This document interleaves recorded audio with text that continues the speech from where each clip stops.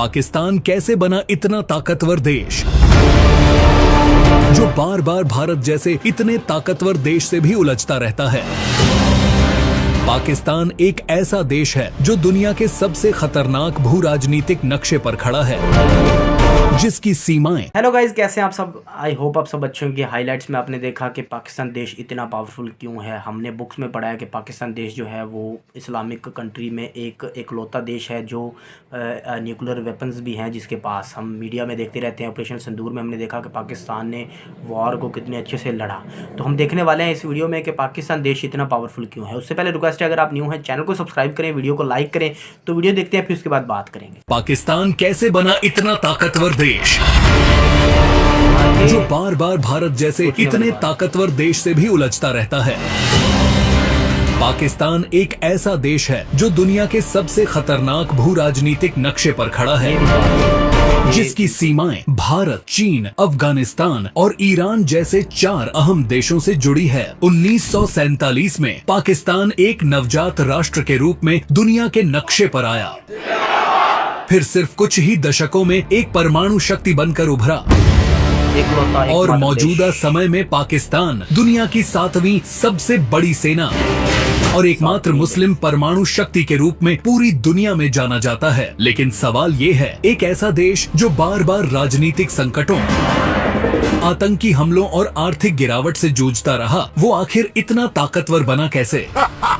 ये बात लेकिन वीडियो में आगे बढ़ने से पहले आपके लिए एक सीधा सवाल, आप फिलिस्तीन और इजराइल के बारे में अपनी क्या राय रखते हैं? हमें कमेंट सेक्शन में जरूर बताइए। साथ ही आपसे एक छोटी सी गुजारिश है कि हमारे वीडियो को लाइक और चैनल को अभी सब्सक्राइब कर लें।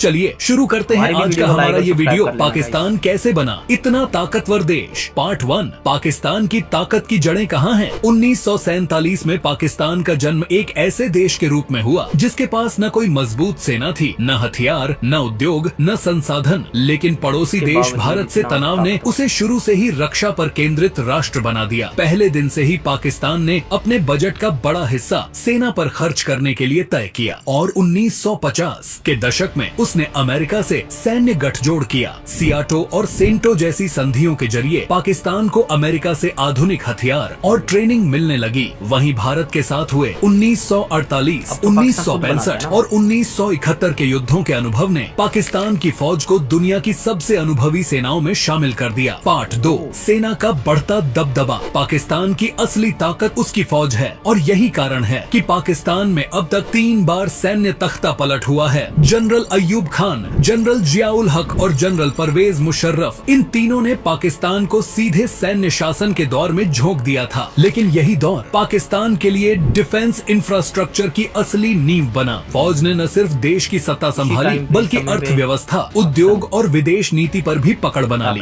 आज भी पाकिस्तान का सबसे शक्तिशाली संस्थान पाकिस्तान आर्मी ही है, जो राजनीति से लेकर मीडिया तक हर जगह अपनी पकड़ रखता है। पार्ट 3, पाकिस्तान का परमाणु ताकत बनने की कहानी। 1971 में बांग्लादेश के अलग हो जाने के बाद पाकिस्तान को भारी झटका लगा, लेकिन इसी हार ने उसे एक खतरनाक संकल्प दिया, कभी किसी से दबेंगे नहीं। 1974 में जब भारत ने पहला परमाणु परीक्षण किया तो पाकिस्तान के उस समय के प्रधानमंत्री जुल्फिकार अली भुट्टो ने कहा था, हम घास खाएंगे मगर अपना एटम बम जरूर बनाएंगे। और फिर शुरू हुआ पाकिस्तान का गुप्त परमाणु मिशन। डॉक्टर अब्दुल कदीर खान के नेतृत्व में पाकिस्तान ने यूरोप से यूरेनियम एनरिचमेंट टेक्नोलॉजी चुराई और 1998 में चागाई हिल्स में अपना पहला परमाणु परीक्षण सफलतापूर्ण किया, जिससे दुनिया दंग रह गई, क्योंकि अब इस्लामी दुनिया में पहली बार कोई मुस्लिम देश न्यूक्लियर पावर बन चुका था। पार्ट 4, पाकिस्तान की मिसाइल ताकत। पाकिस्तान के पास आज 100 से ज्यादा परमाणु वॉरहेड्स मौजूद हैं। उसकी मिसाइल रेंज 300 किलोमीटर से लेकर 2750 किलोमीटर तक की है, जिसमें शाहीन सीरीज लंबी दूरी की बैलिस्टिक मिसाइलें जो भारत के किसी भी हिस्से को निशाना बना सकती हैं, गौरी मिसाइल जो 1500 किलोमीटर की मार क्षमता रखता है, नासर मिसाइल एक छोटी दूरी की टैक्टिकल मिसाइल है जो युद्ध के मैदान में इस्तेमाल होती है। इसके अलावा बाबर क्रूज मिसाइल जिसे जमीन और समुद्र दोनों से छोड़ी जा सकती है। इन मिसाइलों की रेंज इतनी है जिसके दम पर पाकिस्तान अपने पड़ोसी देशों को रणनीतिक दबाव में रख सकता है। पार्ट 5, पाकिस्तान की एयरफोर्स कितनी ताकतवर है। पाकिस्तान एयरफोर्स फोर्स यानी PAF दुनिया की सबसे तेजी से विकसित होती हुई एयर फोर्स में से एक मानी जाती है। इसके पास करीब 1300 एयरक्राफ्ट हैं, जिनमें शामिल हैं JF-17 थंडर, जो पाकिस्तान और चीन द्वारा संयुक्त रूप से बनाया गया हल्का लेकिन खतरनाक लड़ाकू विमान है। F-16 फाइटिंग फैल्कन अमेरिकी तकनीक का प्रतीक, जो पाकिस्तान की हवाई शक्ति की रीढ़ है। मिराज 3 और मिराज 5 फ्रांस से मिले पुराने लेकिन मॉडिफाइड जेट। पाकिस्तान अपने JF-17 ब्लॉक 3 को अब 4.5 जनरेशन फाइटर के तौर पर प्रमोट कर रहा है, जिसमें AESA रेडार और आधुनिक वेपन सिस्टम शामिल है। पार्ट 6, पाकिस्तान की नौसेना और रणनीतिक साझेदारी। पाकिस्तान नौसेना की रीढ़ है उसका ग्वादर पोर्ट, जो चीन के बेल्ट एंड रोड प्रोजेक्ट का अहम हिस्सा है। चीन ने पाकिस्तान को आधुनिक फ्रिगेट्स, सबमरीन और मिसाइल सिस्टम दिए हैं। इस साझेदारी की वजह से पाकिस्तान हिंद महासागर में अपनी उपस्थिति बढ़ा रहा है और भविष्य में पाकिस्तान अपनी नौसेना में टाइप 039 सबमरीन और लॉन्ग रेंज मैरीटाइम ड्रोन जोड़ने की तैयारी में है, जिसकी बदौलत पाकिस्तान हर मुश्किल समय से निपटने के लिए तैयार है। पार्ट 7, पाकिस्तान की चीन से दोस्ती और अमेरिका से दूरी। चीन और पाकिस्तान का रिश्ता आज आयरन ब्रदरहुड कहलाता है। चीन ने पाकिस्तान को टेक्नोलॉजी, हथियार, इंफ्रास्ट्रक्चर सब कुछ दिया। चीन ने चाइना पाकिस्तान इकोनॉमिक कॉरिडोर के जरिए अरबों डॉलर का निवेश पाकिस्तान में किया है, जिसके बदले पाकिस्तान चीन का सामरिक सहयोगी, स्ट्रेटेजिक एलाई बन गया। वहीं दूसरी ओर अमेरिका से पाकिस्तान के रिश्ते ठंडे पड़ चुके हैं, जिसके बाद पाकिस्तान ने रूस, तुर्की और ईरान जैसे देशों से भी नजदीकी बढ़ाई है। पार्ट 8, साइबर और प्रॉक्सी पावर।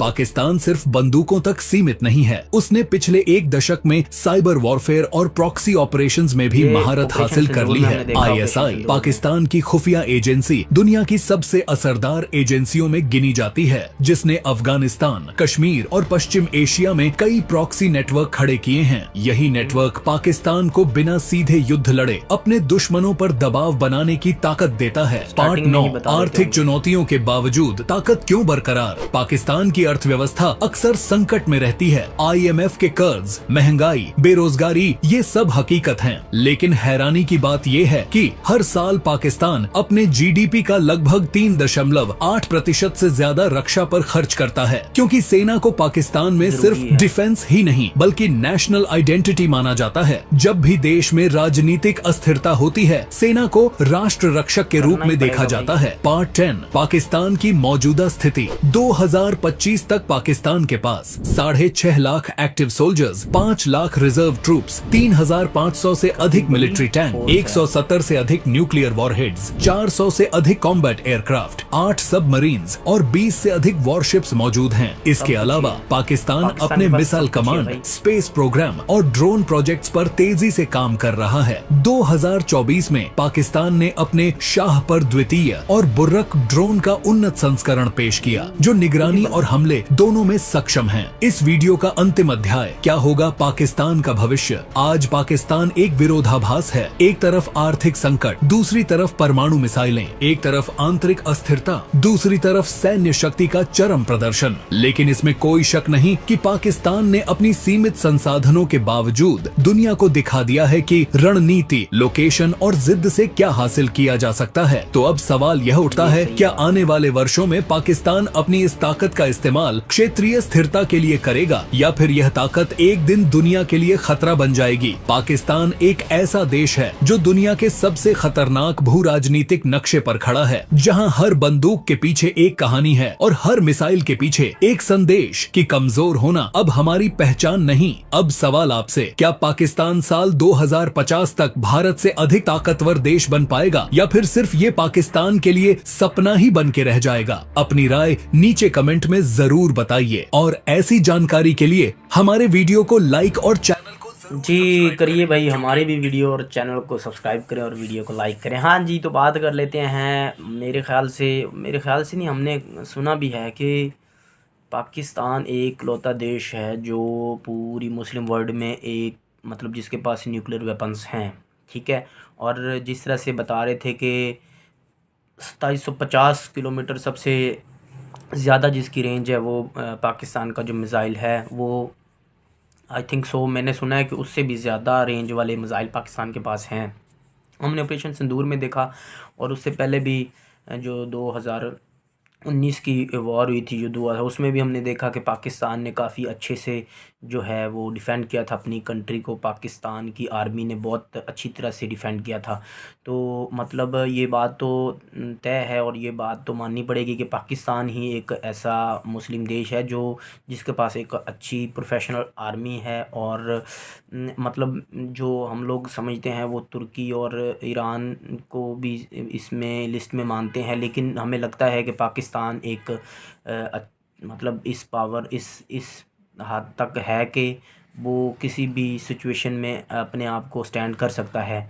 और हम मतलब हर हर जो भी कह सकते हैं हथियार पाकिस्तान के पास है। पाकिस्तान की आर्मी के पास हर तरह से हथियार है। पाकिस्तान ने साइबर वॉर में भी बहुत अच्छा जो है वो फ़ाइट किया था, ठीक है।